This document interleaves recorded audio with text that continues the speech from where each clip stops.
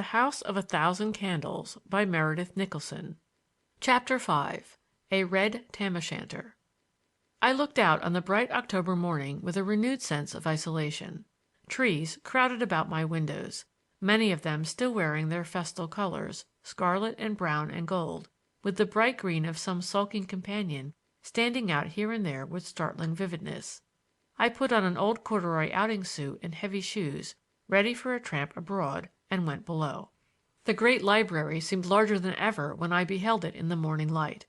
I opened one of the French windows and stepped out onto a stone terrace, where I gained a fair view of the exterior of the house, which proved to be a modified Tudor, with battlements and two towers. One of the latter was only half finished, and to it and other parts of the house the workmen's scaffolding still clung. Heaps of stone and piles of lumber were scattered about in great disorder. The house extended partly along the edge of a ravine, through which a slender creek ran toward the lake. The terrace became a broad balcony immediately outside the library, and beneath it the water bubbled pleasantly around heavy stone pillars. Two pretty rustic bridges spanned the ravine, one near the front entrance, the other at the rear. My grandfather had begun his house on a generous plan, but buried as it was among the trees, it suffered from lack of perspective. However, on one side toward the lake was a fair meadow, broken by a water tower, and just beyond the west dividing wall I saw a little chapel, and still farther, in the same direction, the outlines of the buildings of St. Agatha's were vaguely perceptible in another strip of woodland. The thought of gentle nuns and schoolgirls as neighbors amused me. All I asked was that they should keep to their own side of the wall. I heard behind me the careful step of Bates.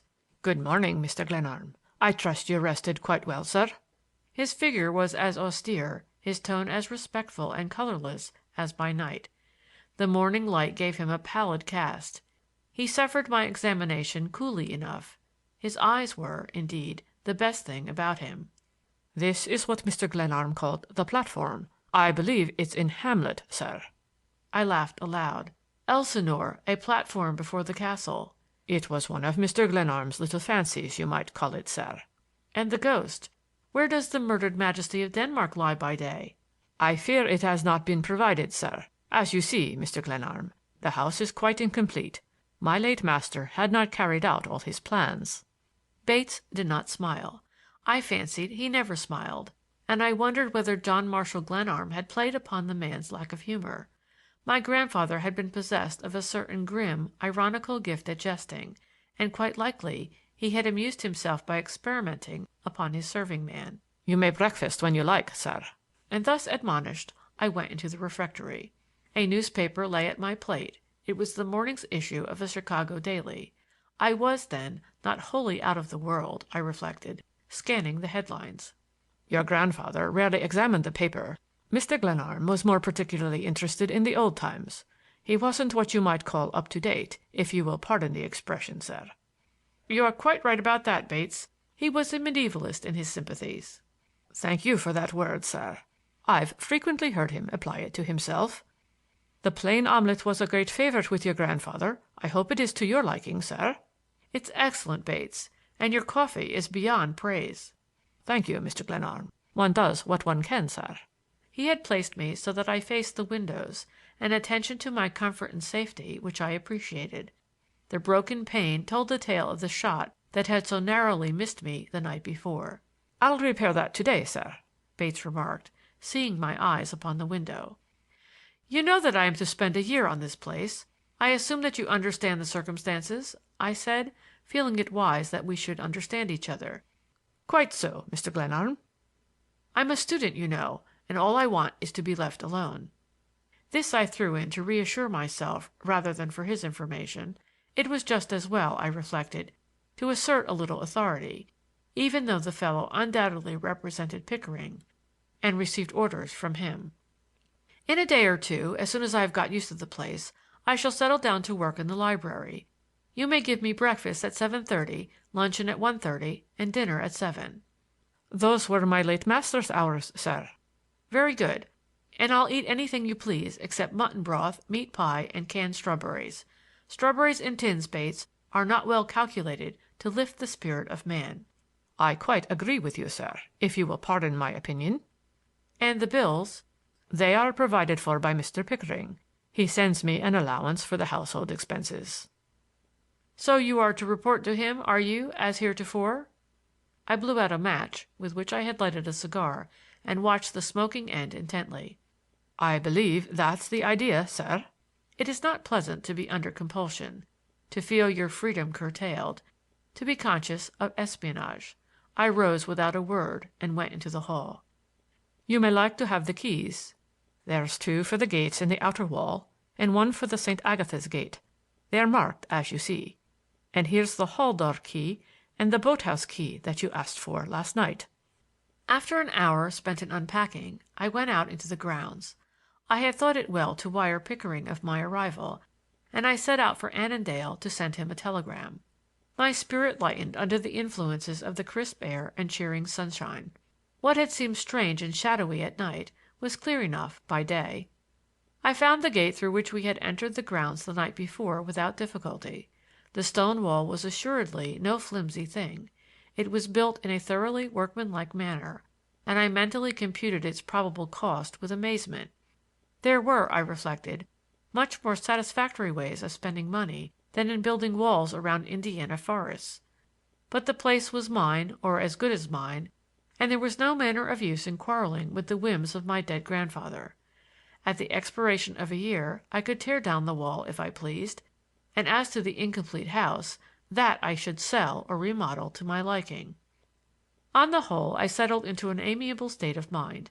My perplexity over the shot of the night before was passing away under the benign influences of blue sky and warm sunshine. A few farm folk passed me in the highway and gave me good morning in the fashion of the country, inspecting my knickerbockers at the same time with frank disapproval. I reached the lake and gazed out upon its quiet waters with satisfaction. At the foot of Annandale's main street was a dock where several small steam craft and a number of catboats were being dismantled for the winter. As I passed, a man approached the dock in a skiff, landed and tied his boat. He started toward the village at a quick pace, but turned and eyed me with rustic directness. "Good morning," I said. "Any ducks about?" "No, not enough to pay for the trouble."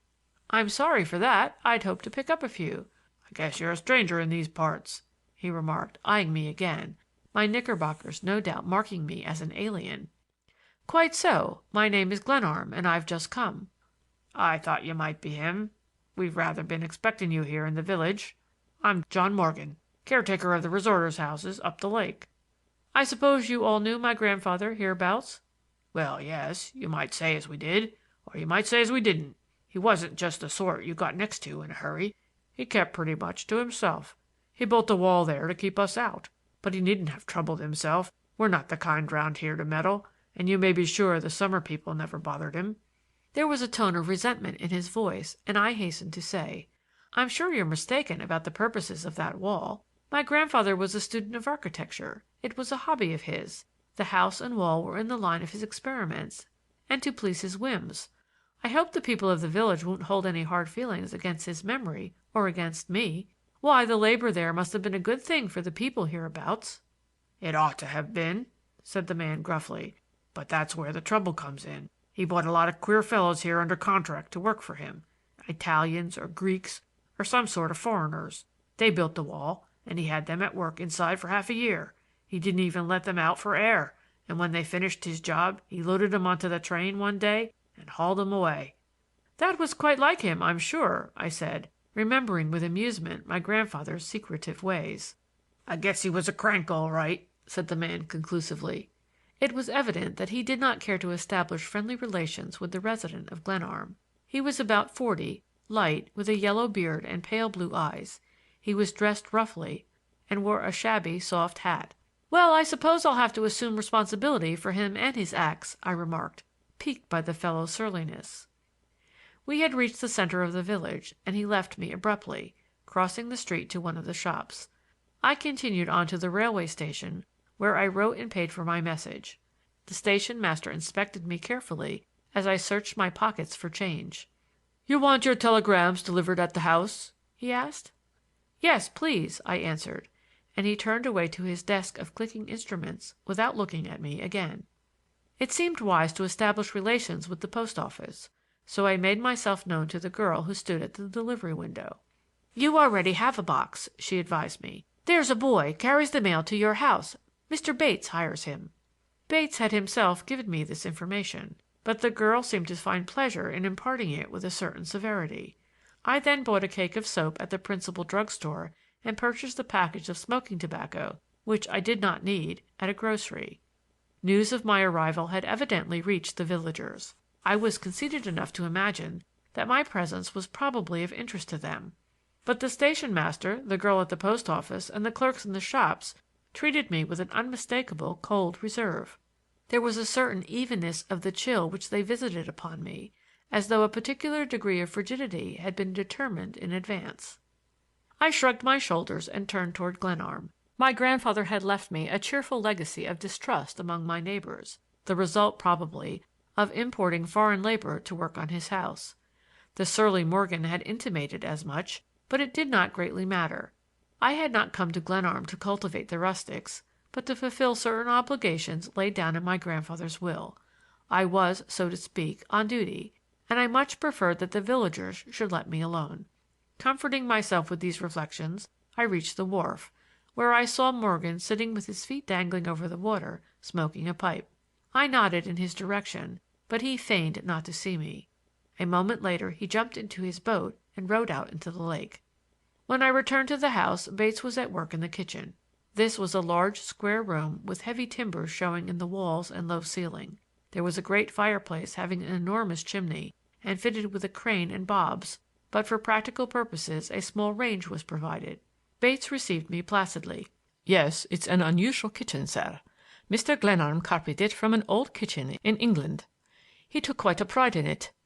It's a pleasant place to sit in the evening, sir." He showed me the way below, where I found that the cellar extended under every part of the house and was divided into large chambers. The door of one of them was of heavy oak, bound in iron, with a barred opening at the top. A great iron hasp with a heavy padlock and grilled area windows gave further the impression of a cell, and I fear that at this, as at many other things in the curious house, I swore, if I did not laugh, thinking of the money my grandfather had expended in realizing his whims. The room was used, I noted with pleasure, as a depository for potatoes. I asked Bates whether he knew my grandfather's purpose in providing a cell in his house. "That, sir, was another of the dead master's ideas. He remarked to me once that it was just as well to have a dungeon in a well-appointed house, his humor again, sir. And it comes in quite handy for the potatoes."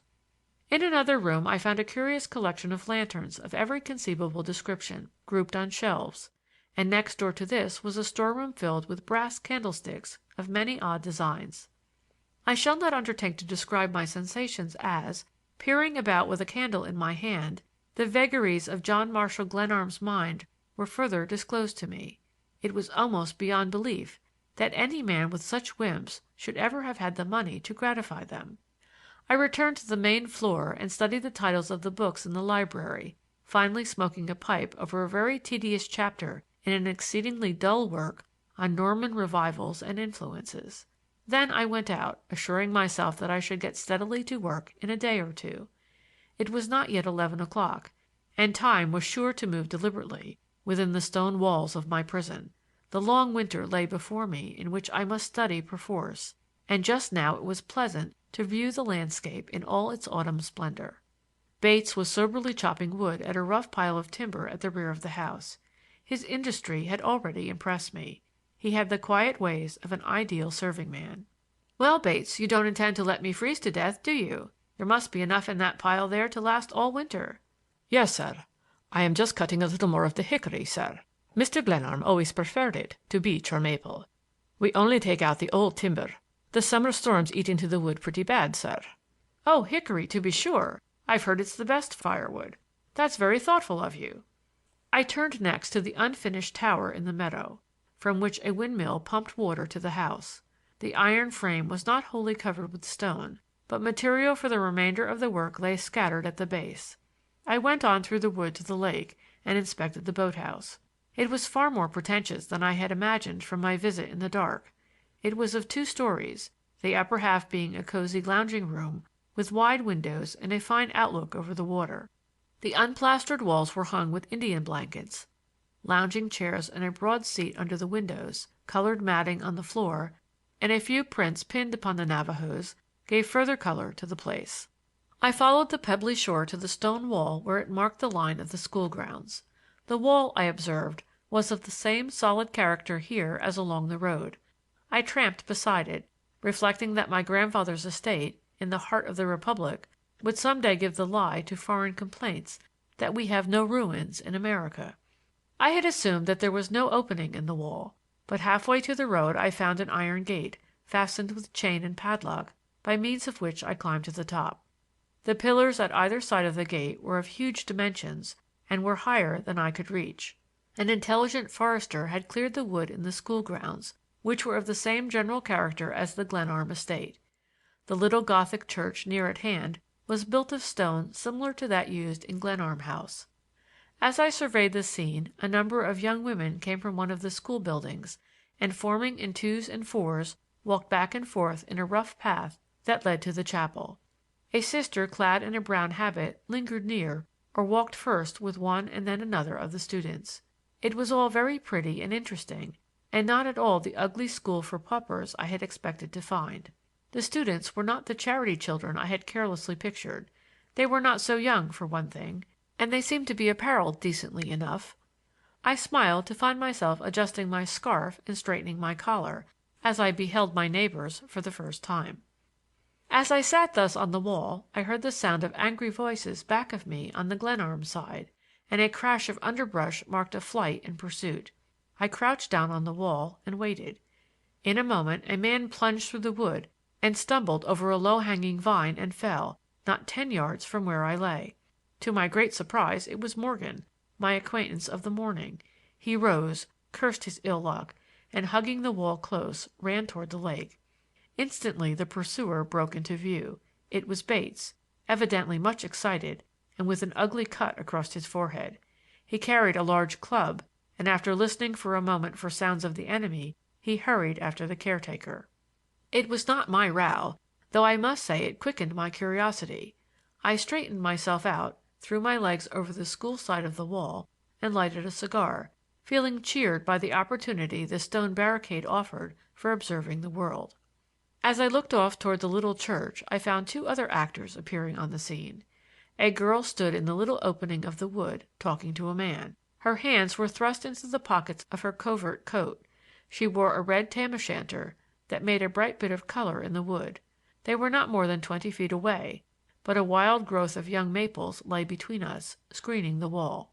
Their profiles were toward me, and the tones of the girl's voice reached me clearly as she addressed her companion. He wore a clergyman's high waistcoat, and I assumed that he was the chaplain whom Bates had mentioned. I am not by nature an eavesdropper, but the girl was clearly making a plea of some kind, and the chaplain's stalwart figure awoke in me an antagonism that held me to the wall. "If he comes here I shall go away, so you may as well understand it and tell him. I shan't see him under any circumstances, and I'm not going to Florida or California or anywhere else in a private car, no matter who chaperones it." "Certainly not, unless you want to. Certainly not," said the chaplain. "You understand that I am only giving you his message. He thought it best—" "Not to write me or Sister Theresa," interrupted the girl contemptuously. "What a clever man he is!" "And how unclever I am," said the clergyman, laughing. "Well, I thank you for giving me the opportunity to present his message." She smiled, nodded, and turned swiftly toward the school. The chaplain looked after her for a few moments, then walked away soberly toward the lake. He was a young fellow, clean-shaven and dark, with a pair of shoulders that gave me a twinge of envy. I could not guess how great a factor that vigorous figure was to be in my own affairs. As I swung down from the wall and walked toward Glenarm House, my thoughts were not with the athletic chaplain, but with the girl, whose youth was, I reflected, marked by her short skirt, the unconcern with which her hands were thrust into the pockets of her coat, and the irresponsible tilt of the tam-o'-shanter. There is something jaunty, a suggestion of spirit and independence in a tam-o'-shanter, particularly a red one. If the red tam-o'-shanter expressed, so to speak, the keynote of St. Agatha's, the proximity of the school was not so bad a thing after all. In high good humor and with a sharp appetite, I went in to luncheon. Chapter 6